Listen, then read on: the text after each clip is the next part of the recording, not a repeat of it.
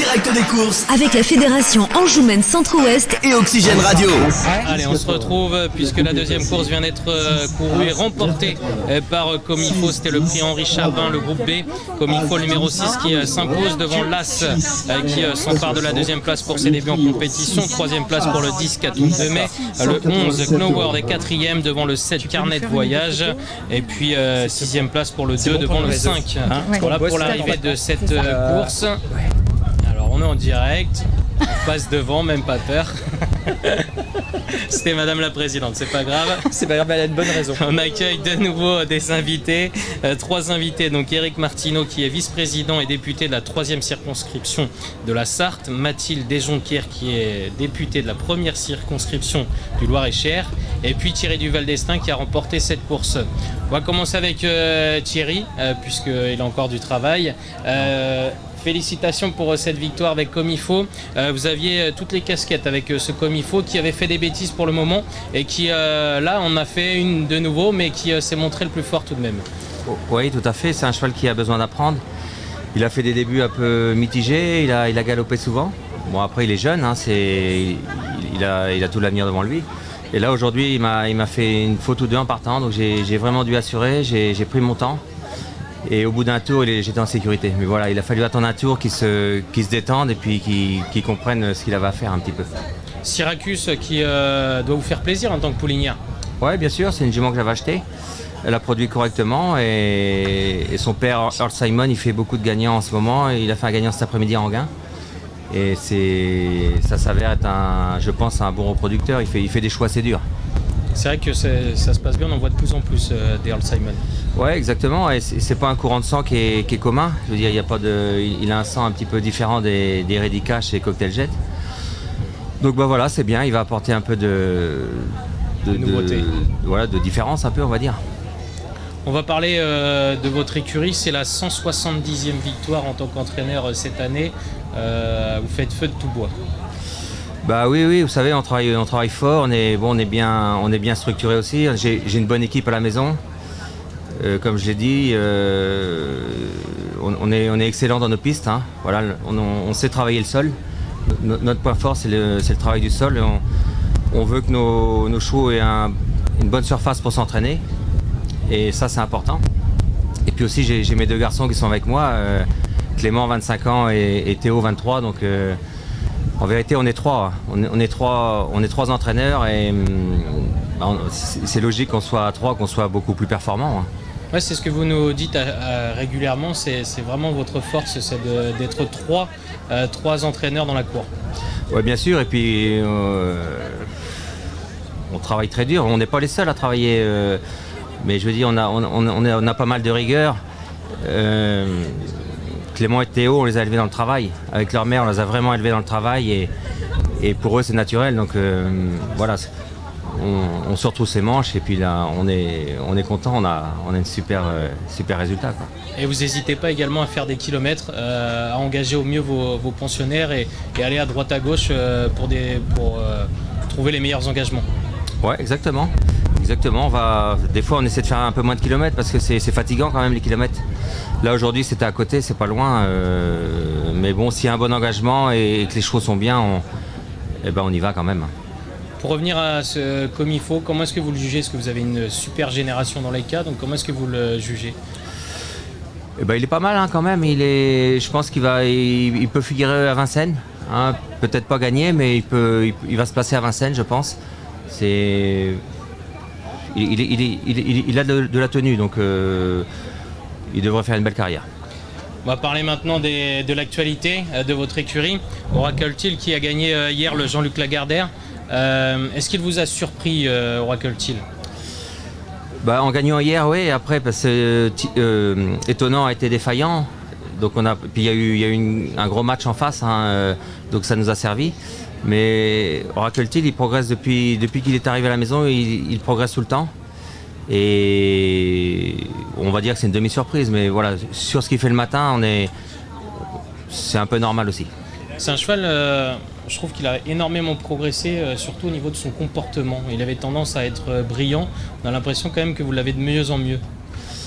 Ouais, on l'a bien. Là, c'est un fils de Ready Cash, donc j'ai bien connu son père. Et donc il y a des similitudes un petit peu. Et voilà, on arrive à le calmer le matin. Et voilà, on l'a cerné un petit peu, donc ça se passe bien. Ouais. On espérait le voir face à l'élite l'hiver dernier. Là, on l'a vu face aux meilleurs, il a rien à leur envier. Quelle va être la suite de son programme? Est-ce que vous allez tout axer pour le meeting d'hiver? Non, on va continuer régulièrement à courir. Là, il va aller le 6 ou le 8 septembre à La Capelle, courir le Grand Prix de la Fédération du Nord. Et puis après, on va essayer de courir une fois par mois pour aller jusqu'au meeting. Et vous pensez qu'on pourra le voir dans les baies, par exemple? Ouais, bien sûr. Ouais, si, j'espère qu'il va se qualifier dans les baies pour le Prix d'Amérique. Et puis j'espère qu'il aura sa place dans le Prix d'Amérique, oui. On va parler maintenant de l'autre champion de l'écurie, c'est Idaho Tillard. Il n'a plus été revu depuis sa disqualification, donc le 25 juin, c'était dans le René Ballière. Comment est-ce qu'il va depuis? Le cheval va bien. Il va faire sa rentrée le 19 août à Vincennes. Voilà, il est bien souple, il est gai. Donc il est en bel état et voilà, il va très bien. Ça s'est bien passé la saison de monte? Ouais, très bien. Il a eu beaucoup de demandes. Hein. C'est un cheval qui plaît beaucoup aux éleveurs. Et il a fait quelques juments étrangères également. Et ça ne l'a pas perturbé, non. Est-ce que vous avez déjà une idée de son programme? Alors vous nous parlez de la rentrée, mais par la suite? Là, on va essayer de préparer le Critérium des 5 ans qui est le 19 septembre. Donc il a 2 préparatoires avant. Voilà, on va essayer de l'amener au mieux sur cette belle course. Flamme du Goutier, comment est-ce qu'elle va, la championne au trot monté? Elle va bien, Flamme. Elle a été pendant 2 mois au bord de la mer à Utah Beach pour lui redonner du moral. Et là, elle va recourir à Rambouillet au mois de septembre. Et puis après, on va suivre le même programme que l'année passée. Elle va courir qu'à l'attelé pour l'emmener au Cornulier. Elle rentrera dans l'histoire, hein, puisque remporter 3 Cornuliers, c'est quand même pas donné. Ah oui. C'est un 3e Cornulier, c'est pas donné à tout le monde. Ouais, après, elle va avoir 9 ans. Elle va avoir 9 ans, donc il y a des jeunes derrière qui poussent fort, donc ça va être plus compliqué que les autres années. Il y a des bonnes juments derrière qui, je pense, pourront la devancer. Enfin, j'espère pas, mais qui seront en mesure de la devancer peut-être. Merci Thierry. Merci. On va s'arrêter avec ces champions. Merci. Parce qu'il y en a dans toutes les générations, donc on pourrait rester pendant des heures à en parler. On va parler maintenant avec Éric Martineau et Mathilde Desjonquers. Expliquez-nous un peu votre rôle ici sur l'hippodrome de Château. Je commence. C'est le local de l'étape. Bon, alors, pourquoi venir? Alors, c'est pas la première fois que je viens, hein, je vous rassure, aux courses ici à l'hippodrome de Château-du-Loir. C'est important aussi en tant qu'élu de terrain. J'oublie pas d'où je viens et justement, j'habite et je vis toujours à Chenu. Chenu, c'est le pays des pommes, mais c'est aussi le pays des chevaux. J'ai toujours grandi avec des chevaux en face l'école communale. Et lorsque Caroline m'a demandé de venir lui prêter main forte suite à mon élection, justement pour la soutenir dans son association avec l'hippodrome de Château-du-Loir, ça me paraissait une évidence. Et donc, j'ai accepté tout de suite. Voilà. Après, il faut saluer justement le travail des bénévoles. Parce que sans les bénévoles, sans tous ces gens qui ont donné des heures entières toute cette semaine, cette course d'aujourd'hui ne pourrait pas avoir lieu. Nous, après, si on peut donner un coup de pouce, bien au contraire. Et j'en ai profité justement, parce que je vais lui donner aussi la parole, à mon ami et collègue député du Loir-et-Cher, que je vais laisser se présenter. Et j'en ai profité pour l'inviter, parce que justement, on est aussi des passionnés par les courses et le monde du cheval, d'où aussi notre implication à l'Assemblée nationale dans le groupe cheval aussi. Et c'est important de garder, de conserver ce savoir-faire, cette tradition que l'on a, parce qu'on oublie, mais il y a plein d'hippodromes partout en France. Et moi, je suis pour le maintien et le soutien justement à ces hippodromes. Mais vas-y, rajoute, parce que sinon, je vais tout dire, moi, Mathilde. Vas-y. Donc effectivement, j'ai répondu à l'invitation d'Éric Martineau, donc Mathilde Desjonquers, député de Loir-et-Cher, la première circonscription, c'est-à-dire Blois, voilà, donc vraiment le centre du Loir-et-Cher.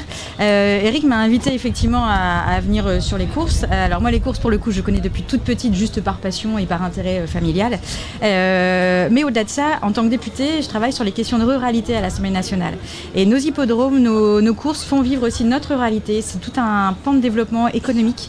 C'est extrêmement vivant pour nos territoires et on a besoin en fait de différents points. C'est un moment aussi où on fait du lien avec les personnes. C'est un moment de regroupement aussi familial, convivial. Et c'est vraiment indispensable en tout cas pour nos campagnes pour vivre. C'est vraiment un point d'ancrage. Et c'est pour ça que je tenais à être présent aujourd'hui sur cette invitation pour pouvoir aussi communiquer dessus et montrer l'importance des courses hippiques. J'allais venir justement, c'est vraiment très important pour une région d'avoir un hippodrome. Oui, en tout cas, c'est un point de vie, un point d'ancrage. Donc les faire perdurer et les faire vivre, oui, c'est important. Oui. Mais oui, ça fait plus d'une centaine d'années. Ça fait plus d'une centaine d'années quand même. C'est de mémoire, c'est la 105e ou 115e. Ou 115e, voilà, pardon. Course quand même. Et ça révèle de cet ancrage justement sur les territoires. Et on n'a pas le droit, je veux dire, d'arrêter justement cette tradition. Enfin, moi, ça me paraît inconcevable. Est-ce que vous pouvez nous parler maintenant de votre lien, le travail que vous faites en collaboration avec l'Hipporome, par exemple ? Ah bah alors ça a démarré lundi, justement, il fallait être là et on sera là encore demain parce qu'il va falloir démonter. Ça a été une semaine de montage.